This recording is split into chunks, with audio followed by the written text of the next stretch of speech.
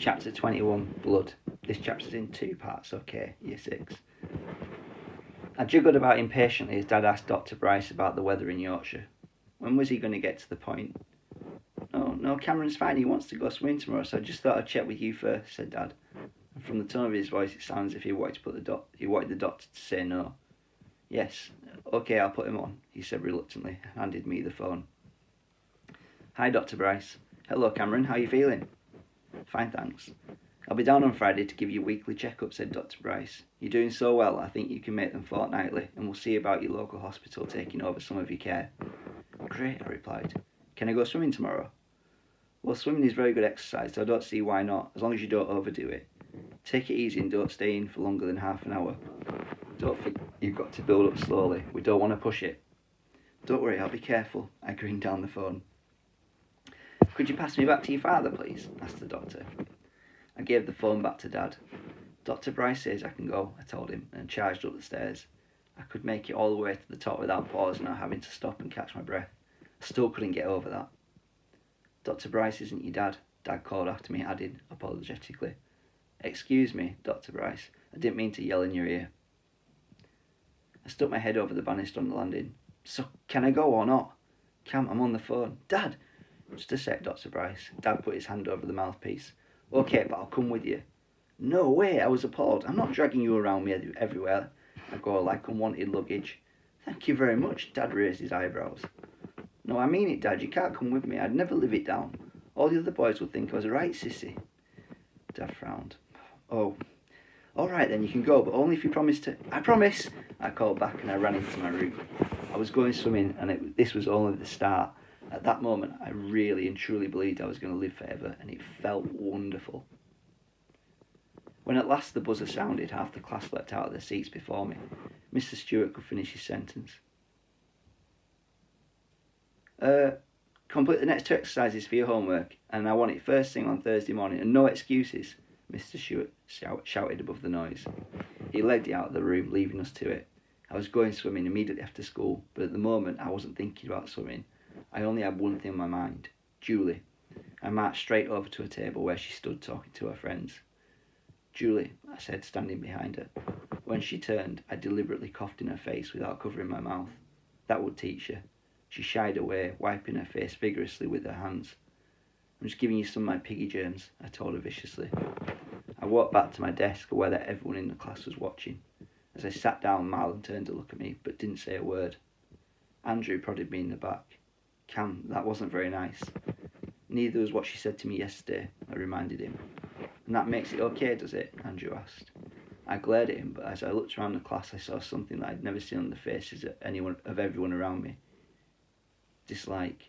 And as I turned to look at Julie, to my horror, I saw that she was crying. It was such a shock. I thought she'd flare up or scream at me or call me all the names under the sun, but she was crying. I bent my head and pretended to be looking for something in my bag, but inside I was choking up. I was so ashamed of myself. I felt like dirt. How could I have done that? All day I'd been thinking of some way to get my own back on Julie and everyone else like her who thought I was untouchable, so now that I'd done it, why didn't I feel any better? I retrieved a crumpled but clean tissue from my bag and went over to Julie. Without a word, I held it out to her. She knocked my hand away and turned her back on me. The tissue fluttered to the ground. I went back to my desk knowing that I'd blown it. You've changed since your operation. Do you know that? Andrew told me as we walked along. No, I haven't. Yes, you have. How? It was as if every atom in my body had still become still, waiting for the answer. You're more pushy, said Andrew. I think the word you're looking for is confident, I said. And you're more arrogant. Andrew was getting into his stride now. Sure of myself, I corrected. Full of yourself, Andrew amended. I looked at Rashid and Marlon. They didn't say a word, but it was obvious who they agreed with. And where did all this come from? I asked bitterly. Before you would never have treated Julie like that. No matter what the provocation, Andrew replied without hesitation. That was more like something Travis would do. That stung. So you think that all this is because of my new heart, do you? I asked scathingly. I'm not Julie, said Andrew. A heart is just a pump. It's not the real you, that's all. But you're saying that the real me has become pushy and arrogant just because I can stand up for myself now? I don't know, Andrew shrugged. Maybe it's just the contrast. Before you wouldn't say boo to a flea, and now it's like you don't take any prisoners. We carried on walking in silence. The frown on my face cut deeper and deeper. Any second now it would be visible from the back of my head. Was that really what my friends thought? Was that really who I was becoming? Rashid and Andrew started chatting about something else and walked on ahead, leaving Marlon and me trailing behind. I tried to find something to say. I risked a quick glance at Marlon. He had his hands in his jacket pockets, and he was looking very smart. Nice jacket. It came out of my mouth from nowhere. Faster than I could blink, Marlon's face whooshed bright red. I knew I was right. Andrew and Rashid were ahead of us by a couple of metres, and I wanted it to stay that way. This was between me and Marlon. And the shoes are new too, right? Yes, Marlon mumbled. I suppose your whole family can have new clothes now. What else did you all buy? New car, new furniture, new house? We haven't got a new house, and Dad only sold your storage so that we could keep our old one, Marlon rounded on me. I frowned. What are you talking about? The bank were about to repossess our house because Mum and Dad couldn't afford the mortgage anymore. Since Dad lost his job, things had been really hard for us. I glared at Marlon. I know that doesn't excuse what Dad did or make it right, Marlon continued hastily, but that's why he did it, so we wouldn't lose our home. Your Mum and Dad were meant to be friends with my family. I couldn't keep the frost out of my voice. I bet my dad wouldn't do something like that, no matter how close he was to losing our house. Yeah, right, Marlon began to raise his voice. So what would your dad do? Let you all get chucked out on the pavement? He wouldn't have betrayed you to keep his house. Are you sure about that? Marlon asked. Are you telling me that if you were in my dad's shoes, you wouldn't have done exactly the same thing? My mouth snapped shut. I thought about Marlon's dad, desperately trying to think of a way to keep his home. Would I really have done anything different? Marlon and I walked on in silence. Andrew and Rashid cast the occasional glance back at us. They were probably wondering what all the raised voices were about. What would you have done? I asked curiously. Marlon shrugged. To be honest, I don't know. I don't like to think I could have done the same thing, but I don't know. So did your dad pay off the mortgage then? I asked at last. Yeah, the mortgage arrears and all the other debts Mum and Dad had been paid off. There was just enough money left over for a new pair of shoes for me and Tasha, and a new jacket for me. We're not about to jet off to the Bahamas for a long holiday, believe me. I sighed. What was I going to do? Bear a grudge or let it go? Well, it's done now, I shrugged. My bleating isn't going to change that. Silence. So how's Tasha? I asked. This was ridiculous. Marlon and I were struggling to find things to say to each other. We'd never had that before. Usually the two of us could talk about anything and everything, and we did, but not today. I wondered if we ever would again. Tasha's fine. Her class went to the Science Museum today, I think, Marlon replied. We carried on walking in a floundering silence until Rashid and Andrew took pity on us. They took over the conversation, then talking about the last time both of them visited the Science Museum. Marlon and I lapsed back into silence. I sighed inwardly. It was really scraping the bottom of the barrel when I had to ask Marlon about his younger sister. Marlon and I joined in the conversation, but I noticed that we only ever spoke in response to what Andrew or Rashid said. By the time we reached the swimming pool, I was desperate for Marlon and me to behave normally with each other again.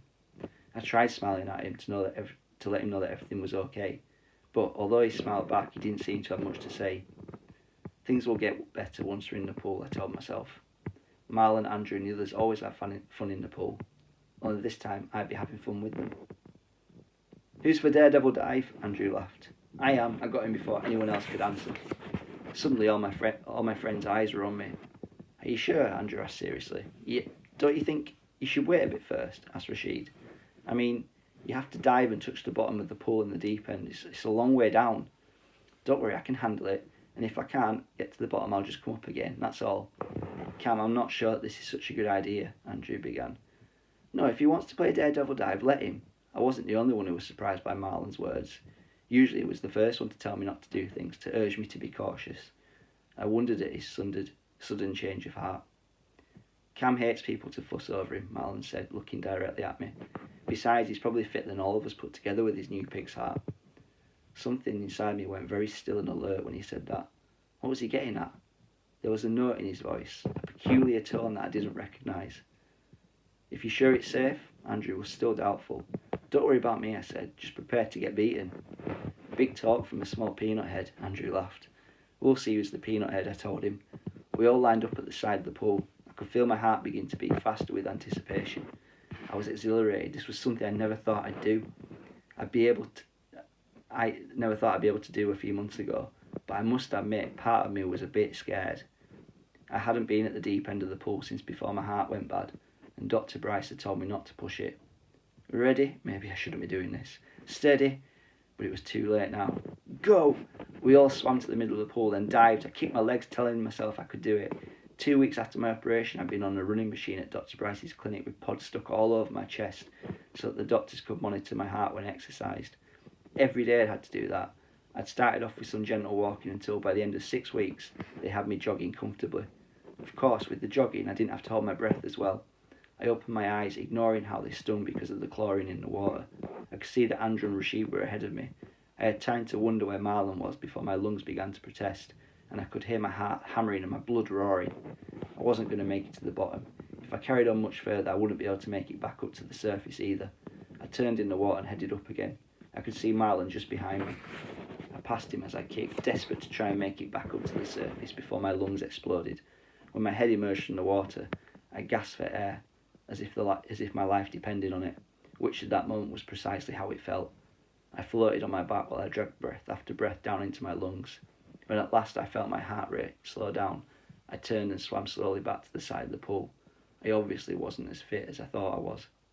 I mean, I didn't expect to win, although it would have been nice, but I thought I would have done better. I barely made it halfway down. I thought Marlon wouldn't bother going all the way down to the bottom of the pool. I thought he'd come up and gloat, but he didn't. Andrew emerged first, followed by Rashid. Marlon came swimming up last. I can't believe I beat you, Andrew grinned at Marlon.